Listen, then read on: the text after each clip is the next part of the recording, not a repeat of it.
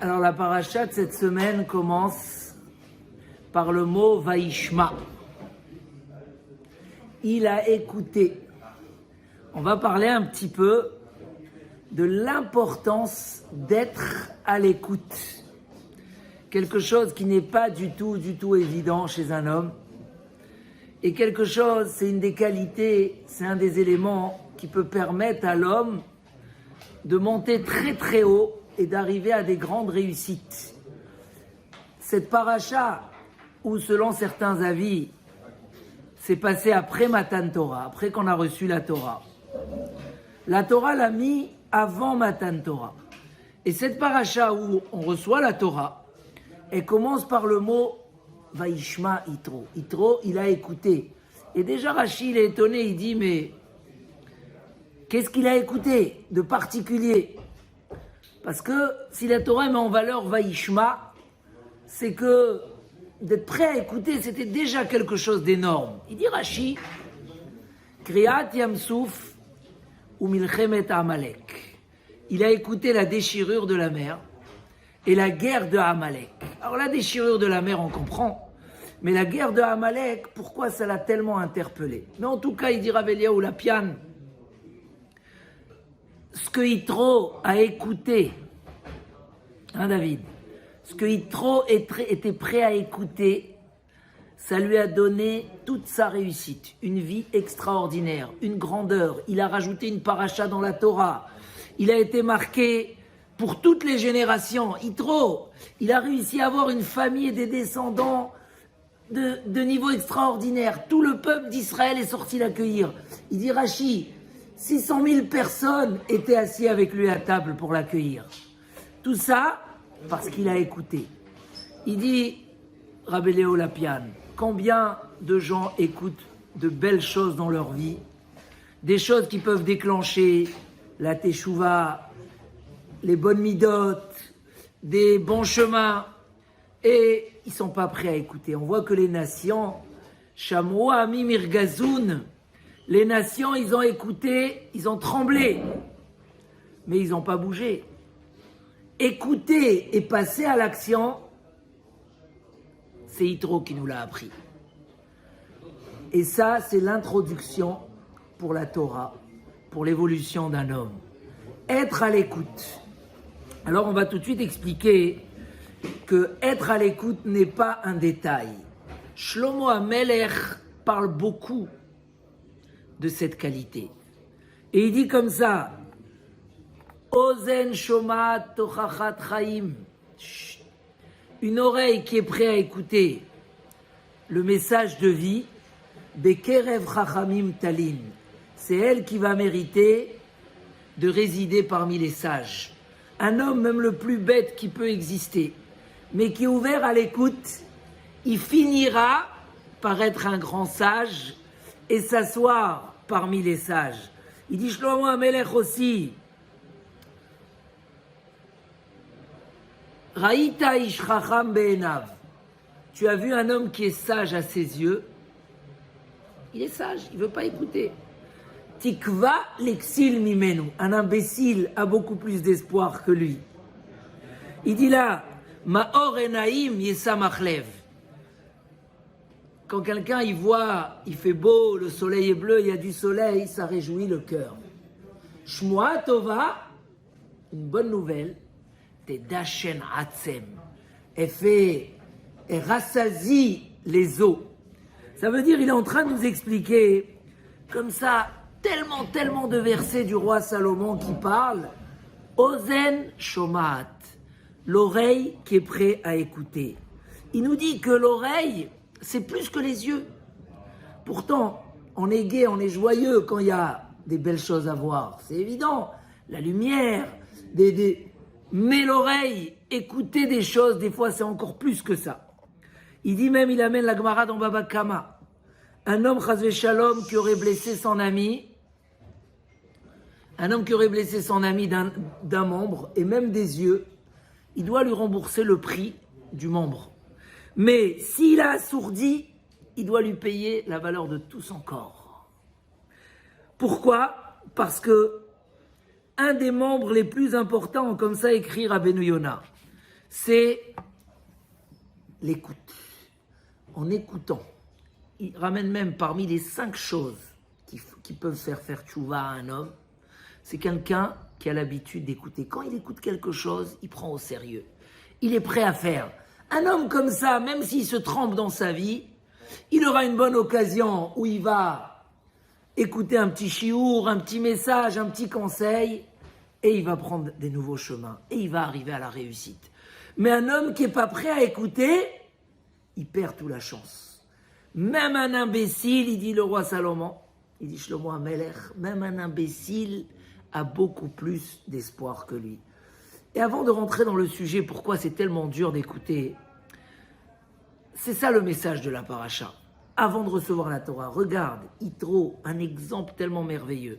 Et je ne parle pas pour les Tunisiens, que c'est encore plus. Grâce à quoi? Parce qu'il écoutait. Quand il se passait quelque chose, il essayait de voir qu'est-ce qui se passe. Alors, on a toujours l'impression que ce n'est pas une question d'écouter, c'est une question de volonté, de recherche, on est d'accord? Pourquoi la Torah met en valeur l'écoute?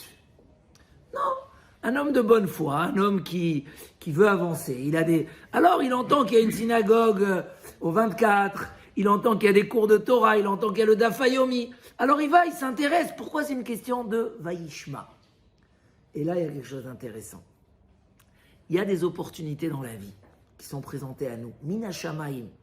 Des fois, c'est des messages généraux.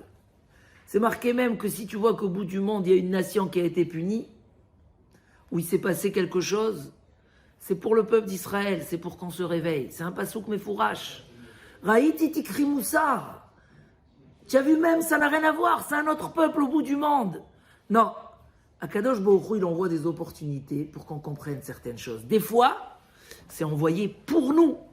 Et celui qui est à l'écoute, c'est pas qu'une question de volonté. Il nous dit, Shlomo HaMelech, il y a cette notion d'avoir une oreille qui écoute. Parce que ces opportunités qui se présentent à nous, c'est des messages qui arrivent du ciel. C'est des messages qui arrivent pour le monde. Et il y en a toujours. Il y en a toujours.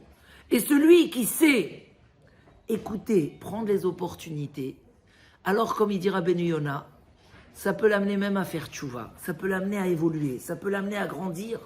Regardez, il y a eu des événements extraordinaires autour du Daf Yomi, juste avant le Covid. Mamash, combien de gens qui n'ont jamais ouvert la Gemara?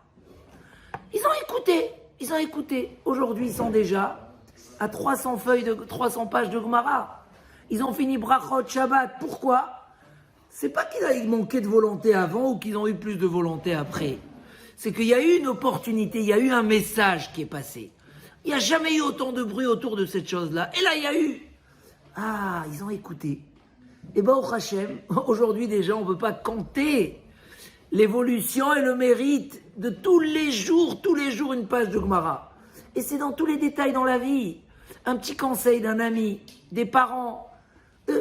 Être prêt. Quelqu'un qui a les oreilles fermées, et on verra que oui, on a souvent les oreilles fermées. On met des boules qui est. Et des fois, il y a des gens que malheureusement, ils ont les oreilles tout le temps fermées, bouchées. Alors, Chas v'Shalom, c'est perdre toutes ces opportunités. Regardez, on voit dans l'esclave juif qui ne veut pas sortir après les 6 ans. Qu'est-ce qu'on lui fait? On lui perce l'oreille sur la porte. Il dit, Rashi, pourquoi l'oreille? Ozen sheshama alar Sinaï. L'oreille qui a écouté au mont Sinaï que nous sommes les serviteurs d'Hachem et pas les serviteurs des gens. Il a écouté ce message, il n'a pas écouté. On a peur pour cette personne-là. Ok, pourquoi tu as été vendu?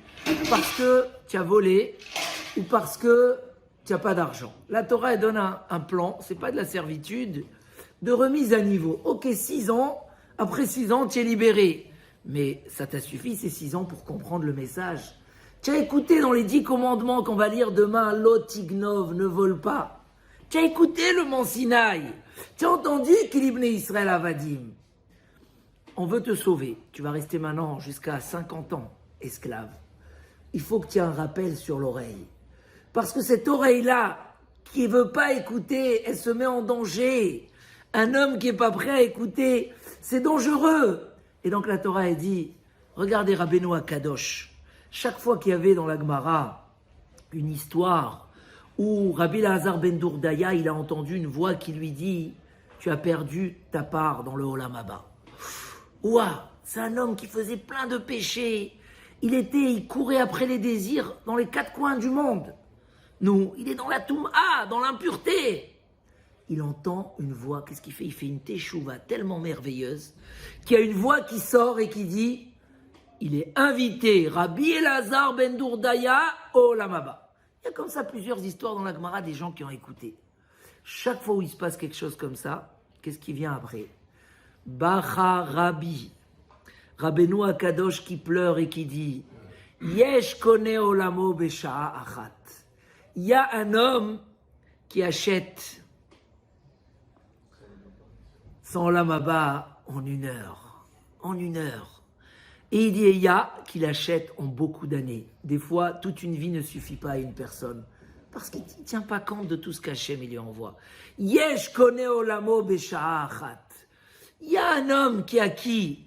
Et ça, c'est un message que Rabbeinu Akadosh il fait passer. Savoir écouter. Puisqu'on est dans une petite période de soutien à la Torah au Beth Midrash. J'ai eu quelqu'un, très tard le soir, parce qu'il finit très tard de travailler. Et il m'a dit, bon, dans quoi je peux vous aider, etc. Je lui ai expliqué, mais par hasard, je lui ai dit, celui qui n'a pas le temps d'étudier, c'est bien qu'il paye quelqu'un, un kollelman, qui étudie. Il m'a dit, ah, ça me parle. Tout de suite. Mais pourtant, la somme, elle est importante, il faut payer sur 1 année. Il m'a dit, Sachar Zevouloun. Ah, ça m'intéresse. Sans ça, on serait sur des petits centimes. Mais il s'est dit, waouh, je peux avoir un mérite d'étudier la Torah à mon compte. Tout de suite ça. Pourquoi? Parce que dans la vie comme ça, il y a des opportunités. Sha'achat, en 1 heure. Un homme, il écoute, il y a des opportunités. En 1 heure, il peut faire des choses extraordinaires. Yesh kone olamo besha'achat. Il y a une histoire incroyable dans les prophètes. Yechiel beta Eli. Vous n'avez pas entendu parler de cette histoire? Elle n'est pas très connue. Yechiel beta Eli. Quand Yoshua, il a conquis la terre d'Israël, il a condamné la ville de Yéricho. On parle de 2 Yéricho, mais quand ils sont arrivés, il y avait une ville où là-bas, il y avait tous les rois qui étaient là-bas. L'impureté, la sorcellerie, les murailles de cette ville-là, ils avaient autant de largeur que de hauteur. Donc tu ne pouvais pas casser la muraille, parce que c'est aussi large. Et les Bnei Israël, ils ont entouré pendant 7 fois avec le chauffard et tout, ils ont gagné la guerre. Ils ont condamné cette ville qu'elle ne sera jamais plus construite. Ils l'ont détruit. C'était le symbole de l'impureté à l'entrée d'Eretz Israël. Il a dit, celui qui va construire cette ville-là, en mettant les fondations, il va perdre son premier enfant. En mettant les portes, il va perdre son dernier enfant. Arrive à l'époque de Achav et Isabelle, un homme têtu. Il dit, moi je vais la construire. Comment? Tu n'as pas peur? Tes enfants? Il construit les fondations, il perd son premier. Combien qu'il avance dans la ville, il perd. Il avait 7 enfants. Il met les portes de la ville, il perd son dernier enfant. Monsieur, comment? Tu comprends pas? Ouvre tes oreilles. Regarde, c'est pas terminé. Quand Éliaou Hanavi réunit tout le peuple d'Israël sur le mont Carmel pour leur dire stop d'être entre l'idolâtrie et le service d'Hachem. Décidez.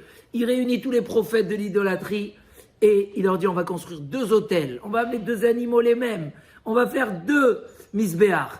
Où le feu va descendre, c'est là-bas où il faut suivre. Allez-y. Qu'est-ce qu'ils ont fait?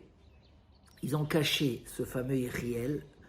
Ils ont fait un trou, un petit, comme à Gaza, un tunnel, et ils ont caché en dessous pour qu'ils mettent le feu, et on va dire que le feu, ils ont mis de l'essence, et le feu, il va descendre du ciel.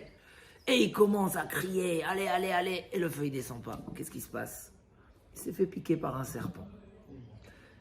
Hachem, il a envoyé un serpent, il dit quoi? Et de l'autre côté, Éliaou Hanavi, il dit, Aneni Hachem, Aneni, et qu'est-ce qui se passe? Il y a un feu qui descend du ciel, et tout le clan Israël, il dit, le passouk qu'on dit avec beaucoup de ferveur, Hachem ou Elohim, Hachem ou Elohim. C'est là où ça... Monsieur, tu as vu tellement de choses. Pourquoi tu ne t'écoutes pas? Ok, ton esprit n'est pas dans la remise en question, mais quand il y a une opportunité autour de toi, quand Hachem il t'envoie quelque chose, il faut écouter. Et là, c'est ce que nous a dit Rabbeinu Yona, l'oreille, c'est le plus important de tous les membres. Parce qu'il dit le Midrash, un homme il se blesse quelque part, il met un pansement. Mais des fois, il faut lui donner un médicament pour tout le corps. Et il dit là, Shim'u ou Techin Afshechem. Un homme, des fois, il veut réparer ci, il veut réparer ça, il va, il dit, oh là là, je suis trop nerveux, je suis trop orgueilleux, je suis trop machin, il a besoin de travailler. Shim'u, écoutez la Torah et vous allez vivre. Tout le corps, c'est un médicament pour tous les midotes, pour toutes les difficultés, pour toutes les épreuves. Shim'u ou Trinaf Shechem. Écoute, un homme qui va étudier la Torah, ça y est, ça le remet, ça le refait vivre, ça lui rappelle que l'orgueil n'est pas bien, que la colère n'est pas bien, que la jalousie, qu'il ne faut pas être triste, qu'il faut avoir la confiance, le bitachon bachem. Écoute, et ça c'est très important. On voit des gens, bon, Hachem, autour de nous, tous les matins ils arrivent étudier, ils ont entendu que c'est bien de faire la tfila. Hein? Ils commencent à venir à faire la tfila. Vous savez combien de gens ils écoutent pendant tous les Shabbats? Tfila Betsibour, c'est important, et ci, et ça. Ils écoutent. Mais l'oreille, elle est fermée. Moi, il y a quelqu'un ici qui vient tous les matins au premier minyan. Ça fait des années. Et après, la tfila est tellement pressé, il court. Je lui ai dit, mais qu'est-ce qui t'est arrivé comme ça de commencer à venir à la tfila? Il m'a dit, un jour, j'étais là, j'ai entendu un cours. Peut-être c'était moi, d'après ce qu'il dit, je ne me rappelle pas. Où il disait, Akadosh Baruch Hu, il te donne 24 heures. Rends-lui 1 heure. Et c'est même pas que tu lui rends pour lui. Il a dit de lui rendre pour toi. Rends-lui 1 heure. Tu fais des mitzvot, ta vie elle est rallongée. Celui qui se lève tôt au Bet HaKnesset et il finit tard, c'est marqué. Les Ma'an Ta'arichun Yemechem. Il y a un rave dans la Gemara, il dit, je comprends pas. Comment en dehors d'Eretz Israël on a une longue vie pour... Mais c'est marqué, les Ma'an Yirbu Yemechem. À la Adama, en Israël, mais comment? Ah, quand j'ai vu qu'il se lève tôt au Bet HaKnesset, c'est une Gemara. Et il finit tard le soir, j'ai compris. Parce que ça rallonge la vie. Monsieur, pour rallonger la vie, tu es prêt à mettre des millions. Va prier tous les matins. Déjà, c'est un bonheur, c'est un mérite. Tu fais bien tes mitzvot, tu réponds des centaines de amen. Magnifique. Mais en plus, ta vie, elle est rallongée. Qu'est-ce que tu perds? Tu as pris 1 heure, tu as gagné 1 an. Le tout, c'est d'écouter. Il a écouté. Il a dit, waouh, c'est vrai, c'est magnifique. Combien de choses Hachem il nous envoie? On dit Rav Zouché, Mahani Poli, le frère de Rabbi Meiler. Un jour, il est dehors. La charrette, elle se renverse. Le gars, il lui dit, viens m'aider à lever le hé. Ça veut dire de la paille. Lui, il écoute autre chose. Il dit, le hé, c'est le nom d'Akadosh Baruch Hu. Il dit, waouh, on est en galoute. Le nom d'Hachem, il faut le relever. C'est notre devoir. À la place d'écouter le hé, la paille, on y dit, en allemand, on y dit, je sais pas, il dit, ah, j'écoute. Rav Chaim Ivalogin. Ils lui ont dit, comment tu as construit cette belle yeshiva? Il a fait la plus belle yeshiva, que de là se sont multipliées toutes les yeshivot. Yeshiva de Valogine, c'était là. Il a dit, après son mariage, c'était un gaon en Torah. Il a commencé à faire un peu de business pour la Parnassa. Quelqu'un, il le voit là-bas dans la foire, au marché. Il dit, qu'est-ce que tu fais là? L'autre, je ne sais pas quel kavana il a fait. Mais lui, ça l'a bouleversé. Il dit, qu'est-ce que tu fais là? Qu'est-ce que tu fais là? Tu es le futur grand de la génération, mais qu'est-ce que tu fais là? Il est retourné à l'étude et il est devenu Rav Chaim Ivalogin, c'est les dimensions les plus grandes. Mais savoir écouter les messages de la vie. Nos chachamim disent, tu vois qu'il s'est passé un drame dans un foyer, une femme qui a tourné mal et que tout de suite, prends sur toi 30 jours de renfort, interdis-toi le vin, interdis-toi ci, deviens nazir. Pourquoi? Quand il y a un message dans la vie, c'est pour qu'on apprend quelque chose. Et ça, c'est très important. On a vu que l'écoute, Yitro, il a vu que Amalek, il n'a pas pu supporter les messages qui passaient. Il y avait des messages forts. Qu'est-ce qu'il a fait? Il est parti, il a fait la guerre avec le peuple d'Israël. Yitro, il a compris combien c'est dangereux de ne pas écouter. On peut tomber très très bas. Il a dit, je ne reste pas chez moi à la maison. J'ai compris que rester vigilant et laisser les messages passer à côté, ça devient même négatif, hein, comme il dit Rav Dessler. Tu vois et tu dis, tu fais rien, hein, ça veut dire qu'il n'y a rien besoin de faire. Ça devient encore pire. Et ça, il ne reste pas beaucoup de temps, mais je vais rajouter encore 2 petits points, mais je vais les dire en bref. Il y a, comme on a dit, celui qui est têtu, qui ne veut pas avancer, qui ferme les oreilles, c'est une chose. Mais il y a encore 2 choses qui empêchent l'homme à écouter. Le premier ramené dans le Messilat Yesharim, la paresse. Il ramène le verset de Shlomo HaMelech. Chacham atzel be'enav mishiv'a meshivetam. Le fainéant est sage à ses yeux, plus que 7 sages qui sont en train d'essayer de le convaincre et qui lui amènent des logiques. Lui, il est plus sage que... Des fois, tu expliques à quelqu'un, mais regarde, arrête, fais, machin. Il est plus intelligent que toi. Pourquoi? Parce qu'il est fainéant, il veut pas. Tu lui dis, mais la yeshiva, elle est juste là. Il dit, non, il y a un lion dans la route. Tu lui dis, non, mais c'est là. Il dit, oui, mais la porte, elle est fermée. À la fin, tu lui dis, mais c'est dans ton immeuble. Il dit, bon, écoute, je suis fatigué, j'ai envie de dormir. Ça veut dire, un homme qui est fainéant, qui veut pas avancer, des fois, il dit le Messilat Yesharim, ça lui donne des arguments pour ne pas écouter. Et ça, c'est grave. Un homme, il doit constater, analyser, s'il n'écoute pas ou s'il n'essaye pas d'apprendre parce qu'il n'y a rien à apprendre ou parce qu'il est fainéant. La paresse, il dit le Messilat Yesharim, crée des arguments, une machine de réponse. Il fait froid, il fait chaud, machin, si. Au final, il y a une raison, c'est la paresse. Ça aussi, c'est quelque chose. Yitro, il nous a montré, pas de paresse. J'ai compris quelque chose. J'ai vu ce qui s'est passé avec Amalek. Je laisse pas tomber. Je sors au désert. Et c'est là la réussite. La deuxième chose, c'est ce que disent Rachamim, la letzanout, la moquerie. On appelle Amalek letz. Tu frappes le moqueur et l'imbécile devient sage. Le moqueur, c'est Amalek et l'autre, c'est Yitro. Ça veut dire, c'est quoi la plaisanterie, la moquerie? C'est un grand sujet dans le Messilat Yesharim. Il dit, c'est un bouclier pour refuser tout message. Une moquerie repousse 100 messages de morale. Letzanutachat docham me'at tochachot. Quelle solution Hachem il a pour un homme comme ça? C'est la souffrance, dit le Messilat Yesharim, parce que rien ne peut le réveiller. Il y a quelque chose, il se moque, il dit, ah, ceux-là, et c'est religieux, et ça, ils sont toujours les mêmes. Et là, il se moque. Pourquoi? Parce qu'il y a un message, ça le réveille. Il ne veut pas avoir une mauvaise conscience. Qu'est-ce qu'il fait? Letzanout. La letzanout, ça tue l'évolution, ça tue l'écoute. Et c'était ça Amalek. Il n'a pas pu supporter, il a dit, allez, je vais me moquer, je vais montrer que c'est rien du tout. Je vais sauter, vous savez, il y a une piscine bouillante. Il dit, allez, on va faire de ça. Hein, vous savez, celui qui est l'imbécile qui ne veut pas réfléchir. Allez, on saute, c'est pas grave, je me suis brûlé, ça va passer demain. Cette moquerie-là, la letzanout, en revanche, Tova mardut achat belibo shel adam. Une réflexion personnelle dans le cœur d'un homme. Un homme qui réfléchit, qui dit, ouais, il faut que j'avance, il faut que je... C'est mieux que Mea Malkouyot, c'est mieux que 100 coups. Dans le ciel, même un homme qui méritait 100 coups pour se réveiller. Avec un petit réveil personnel, il n'y a pas besoin de souffrance, pas besoin de difficulté. Un homme qui écoute, une petite prise de conscience, elle vaut plus que Mea Malkouyot. Alors, voilà, Bezrat Hashem, savoir, pas de moquerie, prise chaque chose au sérieux, savoir que Hashem il nous envoie, on a cette chance, Baruch Hashem, malgré qu'on est en galoute, d'avoir autant de shiurim, de endroits qui nous renforcent, entourés de rabbanim, d'amis, de conseils positifs. Si on est à l'écoute, Bezrat Hashem, on a une réussite garantie, une évolution qui ne s'arrête pas et un succès extraordinaire. Mais Chayil el Chayil, de succès à succès, Bezrat Hashem, Chazak ou Baruch.